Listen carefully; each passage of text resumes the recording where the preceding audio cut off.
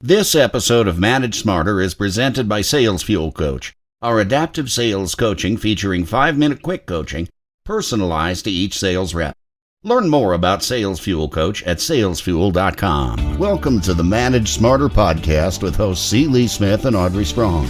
We're glad you're here for discussions on new ways to manage smarter, hire, develop and retain talent, improve results, and propel team performance to new heights. This is the Manage Smarter podcast. Welcome, everyone, to the Manage Smarter podcast. You know, Lee, we ask a lot of questions around here on this show over the past 2 seasons. Well, I think that's our job, right? Yes, and curiosity is a good thing if you ask a lot of questions or you are a lifelong learner. Our next guest says... Unless you're a cat. That's not so good. Well, not knowledge, yeah. It says that that's what you want to do. That's what makes great leaders and great managers. Dr. Diane Hamilton, thank you for coming to our microphones. Oh, thank you for having me on the show. I was looking forward to this, Audrey and Lee. It's so nice of you to invite me. Yes. Well, let me introduce myself. First of all, I'm Audrey Strong. I am the Vice President of Communications here at Sales Fuel. And I'm C. Lee Smith, the President, Founder, and everything else at Sales Fuel. Janitor, plumber, whatever it takes to get the job done. That's what I do. So Dr. Diane Hamilton, let me share a little bit about our guest. She's the founder and CEO of Tenera. She's also a nationally syndicated radio host. She's a keynote speaker and the former MBA program chair at the Forbes School of Business, author of Cracking the Curiosity Code, the key to unlocking human potential, and the creator of the Curiosity Code Index Assessment. And guys, you want to take this. You can take it at curiositycode.com, and we'll explain a little bit about what that is during the interview. She's part of the C-Suite Network, which is how we've come to know her. Also is part of the Jeffrey Hazlett group that we're a part of as well, the network, and has shared the stage with other top speakers, including Marshall Goldsmith, Martha Stewart. I could go on and on, but Dr. Hamilton, you think you got enough going on there? I'm a curious person.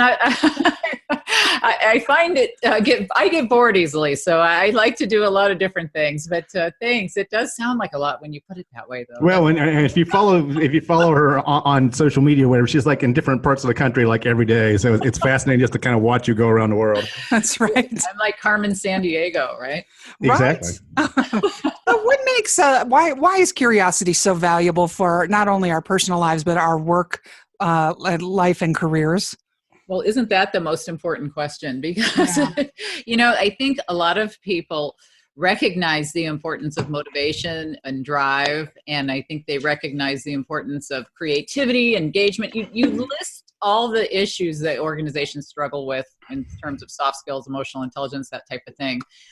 Everything kept coming back, to motivation and drive, of course, but then what I found was it goes back even further. It goes back to the spark of curiosity. And it's been so interesting to have guests on my show who are creativity experts or engagement experts or whatever their, collaboration. It doesn't matter what their specialty is.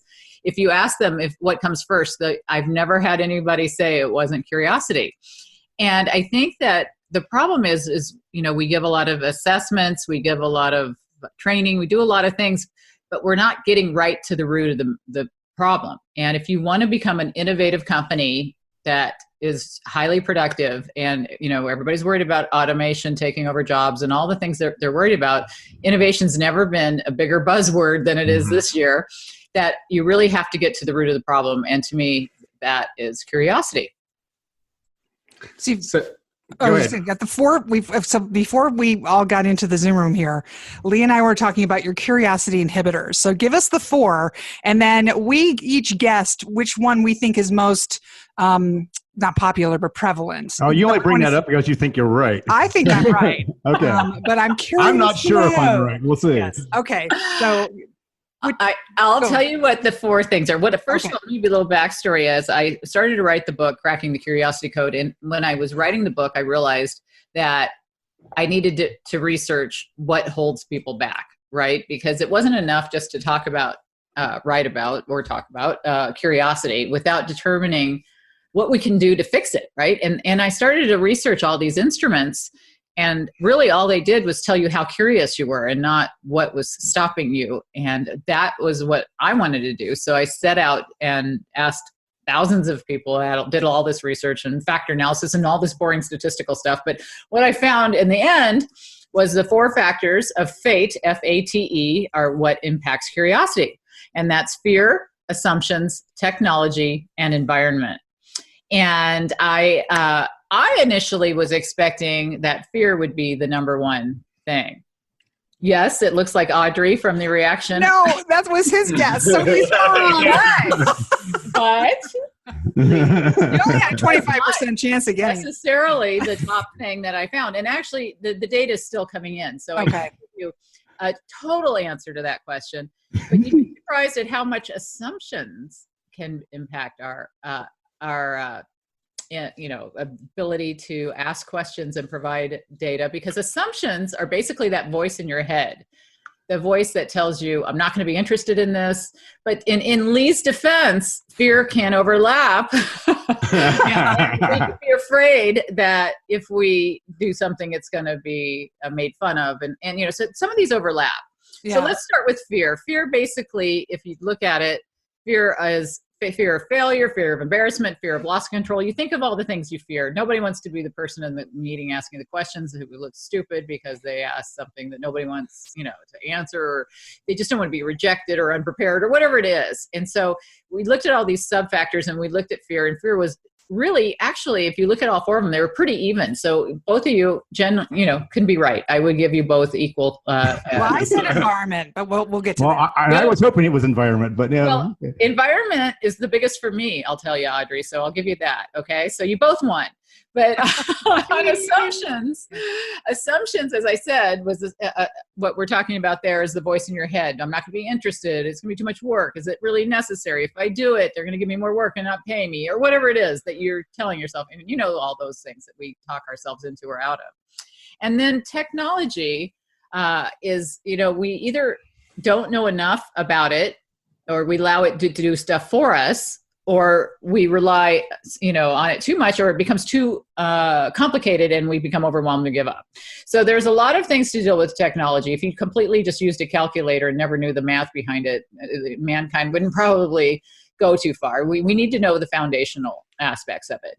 But so we got to be careful not to rely on it too much, but we really should use it to the greatest advantage, because we can find out so much now. I mean, I'd say her name, but she'll turn on in the office here. But my Echo device, I use it all the time for little things, but we have to know the foundation. And then when we talk about environment, Audrey, environment is huge for a lot of people. And for me, it was, because I had a very competitive family that was a very strong influence. But it's not just our family. It's, our teachers, our work relationships, our friends, our family, our peers, our social network. Everybody influenced us to some extent. Think about when you're a kid. For me, my family was very sports oriented. And if you weren't sports oriented, well, good luck to you, because that was what everything was. And I was more of a business-minded person, and nobody else really liked that. And so, I probably would have got into a lot more interesting things to me at a younger age had I had a family who was more like me. But, I think as we get older, we meet people, we have mentorships, we have people who sponsor us, we have different things who allow us to explore areas that can help us, but we also have people who can limit us. And a lot of us will have friends that we don't want to look dumb or do, not go along with the crowd, or, there's all these relationships that can impact us. Even on social media. If you don't get likes, you're going to pull that picture down right now, right? Because you want everybody to embrace what you're into. So its environment's big. They're all actually very, very close. I was surprised at how close they all came out to be. So I noticed that you list one of the things in environment as a boss. So since this is the Manage Smarter podcast, in what ways can a boss inhibit natural creativity or natural curiosity? Well, I could think of a boss I had where I was given a topic to research, to do, a task, I should say, to do. And I went up to him and I said, I've never done that before. And I wanted to talk to him about how to do it. And he looked at me and he said, well, I'm going to pretend I didn't hear that. Wow. Because, harsh. Yeah, I was so dumbfounded that, first of all, it was never required of me to do it. And so I, never thought it would be a problem to say that to him. I figured he would just tell me how to do it, right? And so later, I remember addressing that with him. I said, the way you talk was very unsettling to me, because I want to make sure that my work is, what you think is appropriate. And he goes, well, give me an example. And I told him, I said, you said that to me. And you could tell it had not even occurred to him that was a bad thing to say. It wasn't even on his list, in his radar. And people say things that they don't even really necessarily mean. What he's thinking maybe is that, I can't believe our company hasn't taught her, we should have had better training. He's not maybe necessarily blaming me, but you can shut somebody down so quickly, not even be aware of it. I had a boss that I asked a question of because I was curious about the way something was working in the company. And one of his favorite lines to me was like, that information is on a need to know basis and you don't need to know. One sentence, see ya.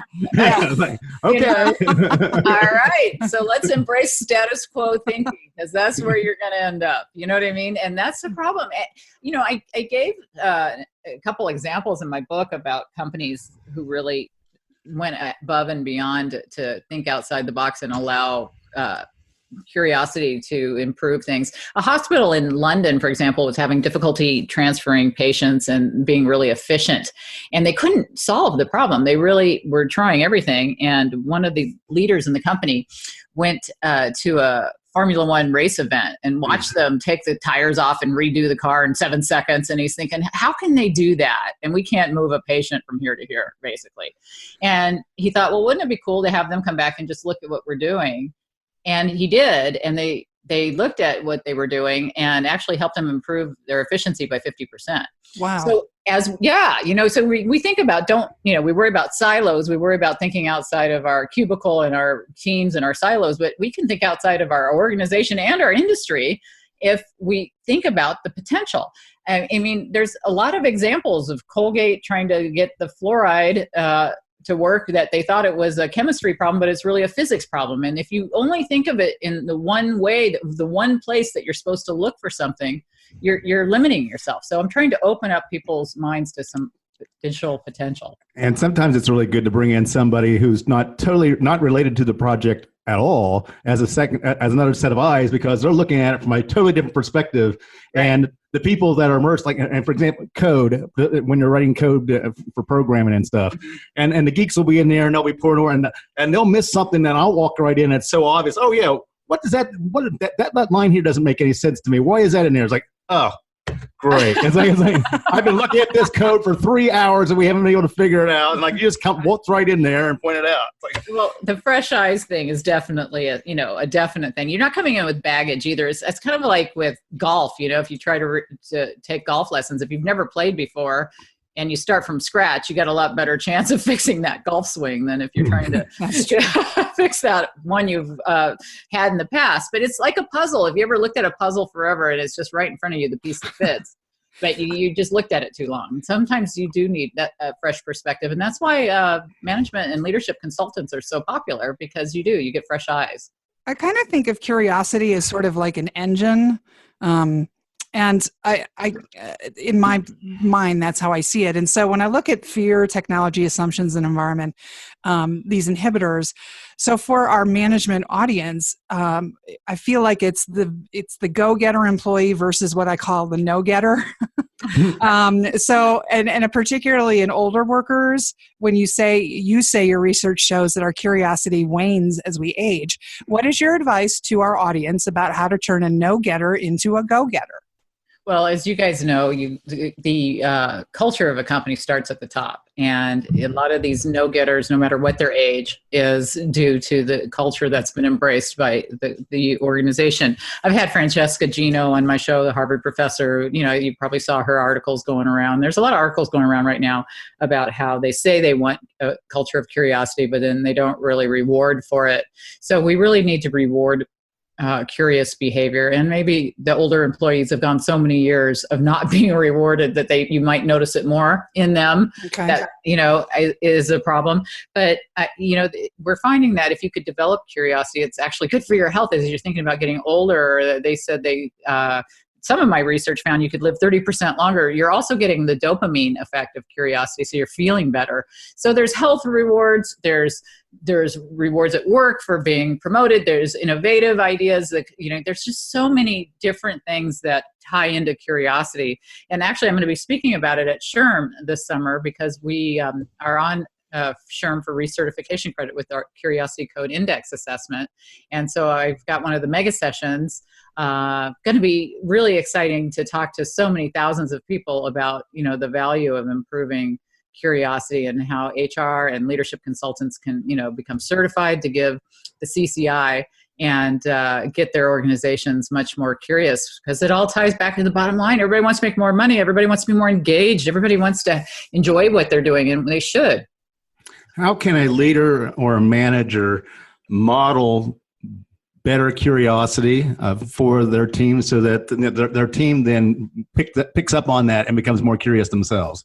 Well, I had Keith Kroc actually wrote the foreword for my book, and he's the billionaire genius behind DocuSign IPO that just went, IPO. Yep. And he's a good friend. I'm on the board of advisors for DocuSign. He's the nicest guy. And he actually represents what I think a lot of leaders could really emulate. He admits he doesn't know everything. He surrounds himself with people who are really bright, and he makes that very clear. I am not the best at XYZ, and I hired this person for that reason, and I have a great team. And you support people, and you don't do the blowfish thing where you pufferfish thing where you try to seem like you're bigger than you are. And a lot of leaders do that, and a lot of leaders don't let themselves be vulnerable. And you have to say, okay, I want a culture of curiosity, and I'm going to show you I'm going to start asking questions that I normally wouldn't ask, because it would look like what this leader doesn't know everything, and let them explore the fact that they don't know everything, and be honest about that. A lot of leaders will just pretend that they know the answers to everything so that not to look bad or lose face. But actually, I think the humility is a definite requirement in curiosity. And I had Amy Edmondson talk about the Chilean miners, getting them out from underneath the rock in that major catastrophe, and how they had to embrace humility and curiosity to work in a really engaged culture. And it's in a state of emergency, people seem to be able to do it. They can give up that ego. And we have to be able to recognize that, you're going to cut off your nose to spite your face if you're going to lose the company to lack of innovation if you aren't willing to show the vulnerability. So the CCI, you can take it on your website, curiositycode.com. We've got just about a minute left with you. It's $49, right? Did I read that correctly? Right. Right now it is, yeah. How long does it take to take it? And came out at a low price. Yeah. So you want to tell us a little bit more about that? How long does it take for somebody to take it? Well, it's very similar to taking like an MBTI at an EQI or a DISC kind of assessment. It's just 32 questions. Okay. You get quite a long, good report, similar to what you'd get in one of those assessments, maybe 20-page report type of thing, depending on how many issues you have. And it basically gives you feedback on each of the 9 subcomponents of each of those 4 factors. So there's 36 questions. I think I said 32. 36 questions. And basically, you get an action plan for how to move forward with each of the factors so that you can improve. And it tells you how to make that measurable and make goals to be better. Fantastic. You can get the book on that website too, everybody. And she's at Dr. Diane Hamilton on her Twitter. Diane, this has been a pleasure. What an interesting topic. What unique research. Fascinating. Thank you so much. It's so nice of you to have me on the show, Audrey and Lee. It's so great to see you guys again, too. And also, Diane's got a great podcast of her own called Take the Lead, where she interviews inspiring individuals who share how they achieve success and how you can, too. So I'll give that a listen then. If once you're done listening to every episode of Manage Smarter, go over and listen to Take the Lead. But not until after. Not until. Thanks again. Great having you. Oh, thank you so much. Thanks for listening. If you enjoyed the show, please rate and recommend on iTunes, Overcast, or wherever you get your podcasts. You can also get more great information at salesfuel.com.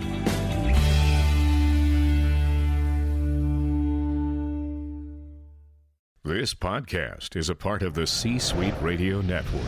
For more top business podcasts, visit c-suiteradio.com.